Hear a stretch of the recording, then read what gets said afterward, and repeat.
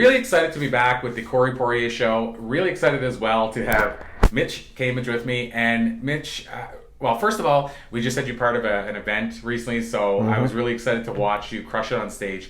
Where I think I'd like to start, Mitch, is can you tell us, just kind of a Reader's Digest version, a little bit about who you are?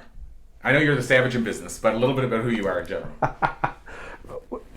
I'm a dad. I've got 4 kids, 2 really big boys, 2 little girls, right? So there's a bit of a gap. Blessed with the family that I have, you know, wonderful. My kids are absolutely wonderful. My wife is a huge godsend. And more than that, she is a massive supporter of what I do professionally for a living. I'm a business coach. I get to work with people every day, help them realize their dreams, build their lives, you know, everything that has to do with how they care for themselves, care for their family, care for their employees. I get to touch and play in that sandbox. I've been doing it for 6 years now, and it's been an awful lot of fun. Challenging as hell, but an awful lot of fun. And one of the outlets that I get, one of the great things I get to do for this event is to get to talk to people about that too, and much bigger audiences than just one-to-one. So love that. And so where I'd like to go from there, you talked, and this is more again about what we can learn from Mitch, but you talked the other day about the statistics in business. Yeah. And so when you look at those statistics, we know they're not as great as we'd like them to be. And when I say statistics for people listening and viewing, I'm meaning percentage of the people that survive in business, that are successful. So can you tell us a little bit about that, but also maybe even start diving into what we can do to maybe start changing those statistics? Understood. Well, the statistics themselves for the audience out here, 87% of businesses fail in the first 3 years. About 62, 64, 65% fail through year 5 and 7, and 97% fail globally by year 10. So that is almost as close to absolute as you're going to get. You have death and taxes and business failure are the absolutes that we face in life, and 2 of them we face all the time. We pay taxes when we run a business. We pay taxes when we go to work. That is staggering. In the first 3 years, it has more to do with more balls than brains. I'm really excited. I might be good, let's say, as an accountant or a welder or as a professional talking head, and I start this thing that becomes a business, and I'm really good at doing something, but I'm not so good at doing something else, meaning running a business, the technical skill of running a business. So the first 3 years, we don't know what we don't know, and that hurts us in a hurry. Year 5 to year 7, we get really frustrated. We don't adapt to what the market demand is coming at us really quickly. Business doesn't do what we think it should. Meanwhile, we're the architects. We have to make the ultimate changes. And then at year 10, we literally just get exhausted. We run out of resources. First mental real estate and then money. We just run out and things just wind themselves out, and we are not predisposed to stick with anything that long anyway. So we're literally fighting our own nature to have a business run longer than 10 years, if you will. But if we learn to do something really well, run a business on top of weld or accounting or sales or marketing or talking on stage or being a business coach, if we learn how to run the business that is, we can stave off those numbers. And in fact, we can almost reverse them entirely just by having a little bit of knowledge and by being able to adapt to what the world says is going on right now.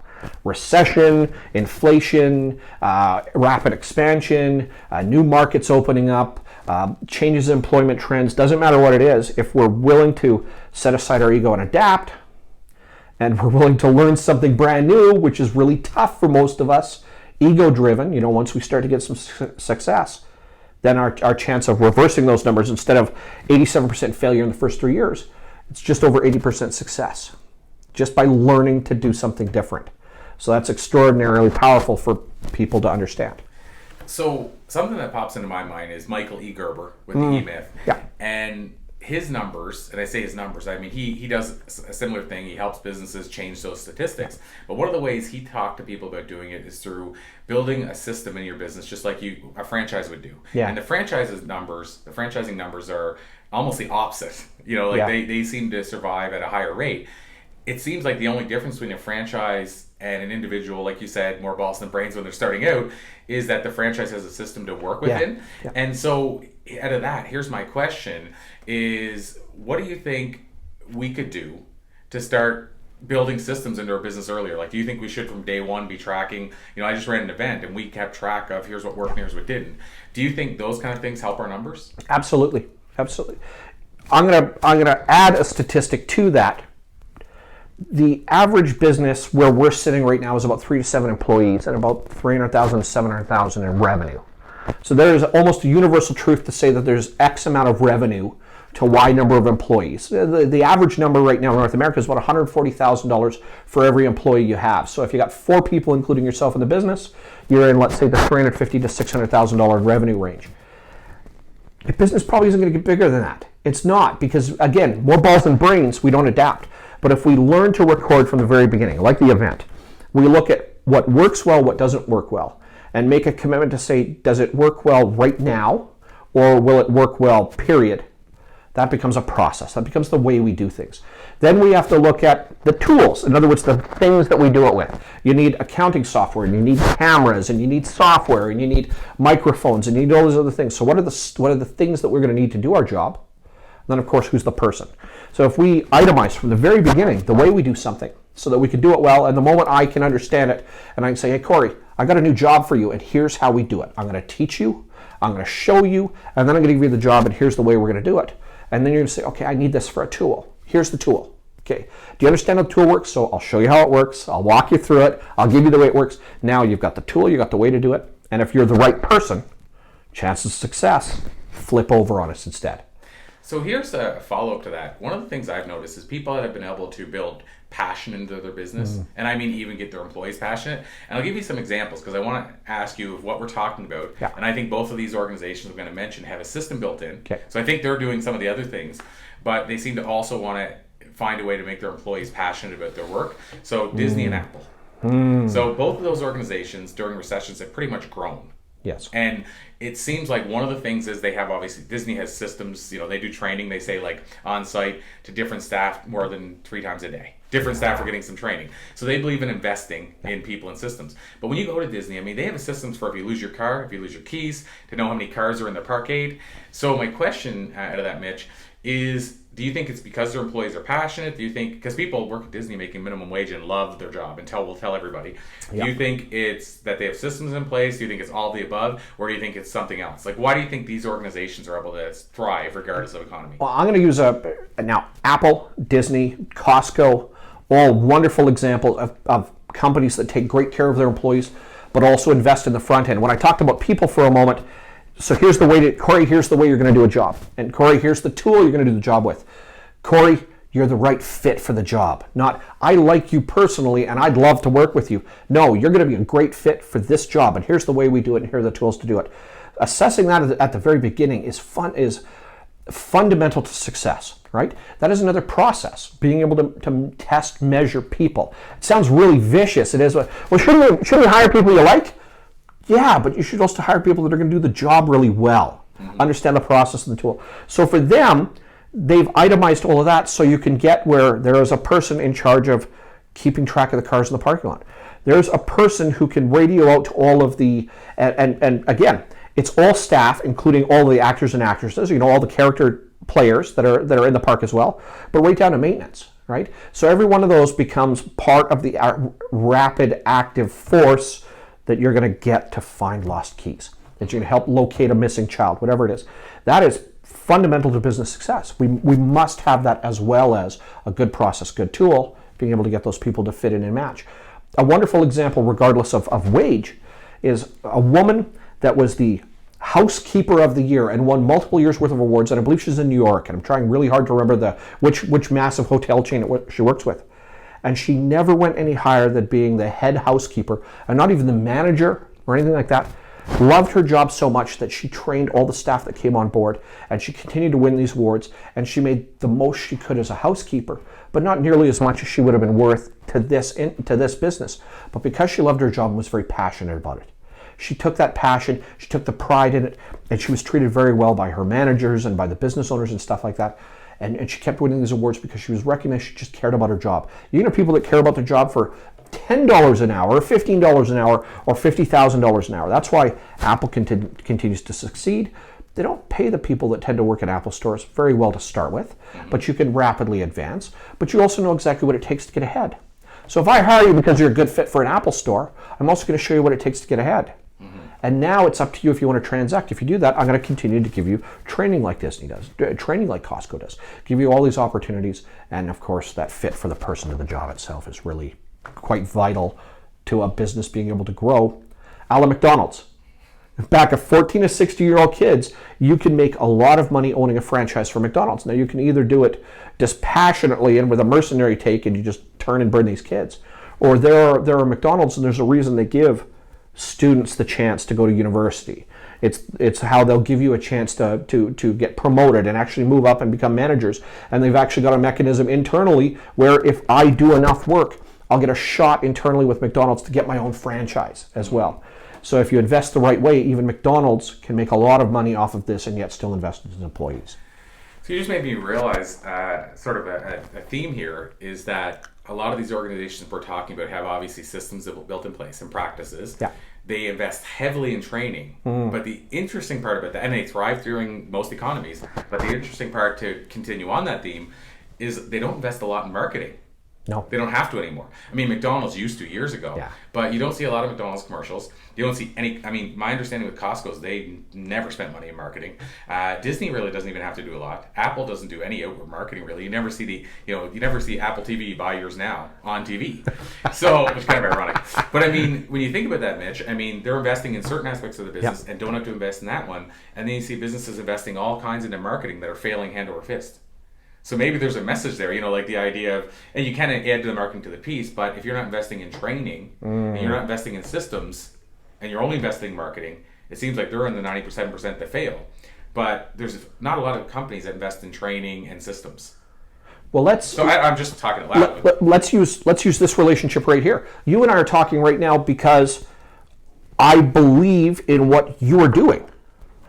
I believe in your aptitude, ability. I believe in the acumen and the competencies that you've developed. I believe wholeheartedly that you have the ability to give me something that I want, right? At the end of the day, if we're looking at it from a very selfish perspective for what Corey's got something Mitch wants, right? So if we start, and we'll use Apple, and we'll use McDonald's, and we'll use Disney, and we'll use Costco. Your staff are your most loyal customers. Your staff are your most loyal employees. If I invest in them the right way to start with, guess who are my biggest champions, right? How many iPhones are sitting in the room right now? Because here's mine sitting on my pocket, and we're actually using them to broadcast, to film this right now. So every one of our paid customers or clients, my paid customers and clients, your paid customers and clients, every one of the people that interact with us, everybody that's involved in one of your events or that's involved in a room tangentially getting to meet me, never mind actively paying me to work with them to fix their business. It has to be part of our process that our raving fans, the culture that we develop when it comes to our employees and comes to our clients and customers, is how Apple developed. I build a really good computer, and I get you to use the computer, and then I get this person over to use the computer, and I get that person over to use the computer, and pretty soon you see really successful, really smart people. That's Apple's bag, right? The artistic, the engineers, and the creators of the world, that was Apple's bag back in 1984, right? And there's the whole 1984 campaign, and then there's that whole voiceover montage that they had where they're talking about the creators, the rebels, So that's their bag. You see somebody with a Mac, you automatically have this impression of what that person is, and that is the best advertising in the world. Same with Disney. Put a backpack on somebody, right? Open up a store. Don't advertise you have a store. People will flock to the store. Why? Now they need the backpack. They need the mouse. The house that the mouse built, on their back. So your best fans are the people that work for you and the people that pay your bills. And if you develop those fans the right way, you don't have to market or advertise. So you made me think of one other thing with the raving fans. And, as we start to wind down, I want to ask you the time machine question, which I ask everybody, which is not even relevant to running a successful business at all. But the raving fans thing, there's a book I have home. And I'm going to be full disclosure, I haven't read it yet, but I keep seeing it going, I need to read that book. But the name of it is what pulled me in to buy it in the first place. The customer comes second. Yeah. And of course, what the implication is and what the book is about is the employee comes first. Yeah. And then becomes raving fans, and then brings in customers to the store. Do you agree with that philosophy? 100%. That's Richard Branson's stated management philosophy. Take care of your employees, and they will take care of the customers. Right? You don't do it the other way around. Don't take care of them at the expense of anything else. That's why Apple is successful. That's why Costco is successful. That's why Disney is successful. You take care of those people first, because they're the ones that are interact and relate to that relationship. It must be. It absolutely must be. If I don't take care of my people in my own house, my credibility gets called into question in a hurry.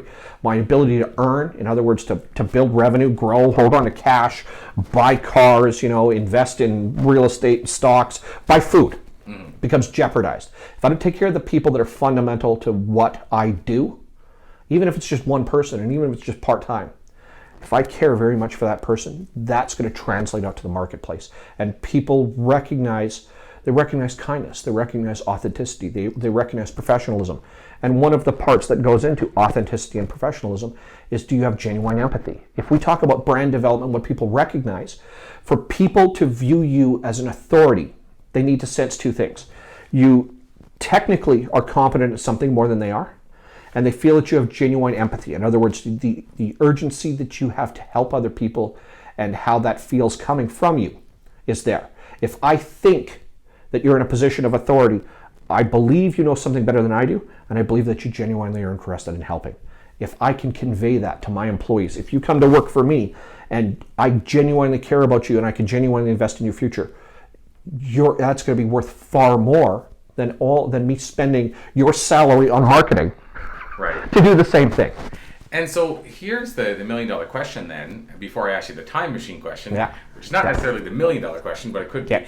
But the $1 million question then is, Mitch, success leaves clues, as Jim Rohn said. Yeah. And I believe that, and I believe, we can look and say, why did this work? There's a great book by Jim Collins, Good to Great.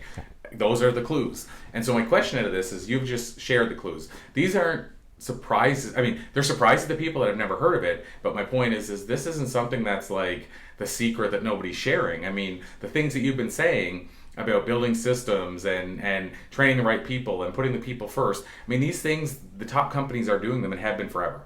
And there's been books and books and books on this. So the $1 million question is, why do you think, if people know that doing it the opposite of that is the hard way, they also know that the numbers are grim. We know that most people say, oh, no, all 90% of all businesses fail in the first 3 to 5 years. Yeah. Everybody says that. So even the people that are in the businesses that aren't doing it, that are failing, know that. My question is, why do you think we're not getting it? Like, in other words, why do you think we're not going, dude, it's all right there for us to see. Why don't we do it this way? We never learned to do it. I'm going to toss so many years of social psychology out the window in favor of what the actual evidence suggests. We continue to isolate, move away, and we continue to challenge, test, measure ourselves against everybody else. The moment I test, measure, and I hire you, it means that because I'm the boss, I need you to answer to me. And it's much easier for me to tell you what to do than to show you the very first time. And the moment I get time crunched, I'm going to tell you to do something as opposed to show you. And then when you can't do it, I'm going to tell you the way to do it, but I'm going to do it very frustrated. And you're going to be afraid to ask me for help. And it is a very common human condition. As I get busier, I have less and less of me to go around. And as you put more and more asks into it, pretty soon you're either going to stop or I'm going to terminate your position. It never occurs to me that if I stop in the beginning, it's like investing. If I stopped in the very beginning and invested an hour, 2 hours, 5 hours, 10 hours into your day, even if I really don't know an awful lot. That's the other part of that too, is that often when I'm going to hire you for the very first time, because I've never hired, I've never onboarded a human being, I've never trained somebody else in my entire life. How many of us have actual experience training other human beings in a formal setting? We don't. So I invest in this business and I say, this is the job. Do you understand the job technically? This is how I want you to do the job technically. Wonderful. Well, if I've never trained another human being, it's terrifying. And for me to admit that I don't know how to actually educate you to do the job I'm asking you to do means that I'm not going to do it. It is much easier for me to hold arm's length and then go, well, that person didn't fit, right? That comes full circle, or let's call it 180, right? It comes from the front end of the circle now around to the back end, probably to segue into your time machine question for a moment, to go, well, shit, if I just learned to do this properly the first time, or if I'd invested a little bit of time in myself to learn how to do something different, or to read a book, or do any of those other things, we go back to the road markers of success as a business owner.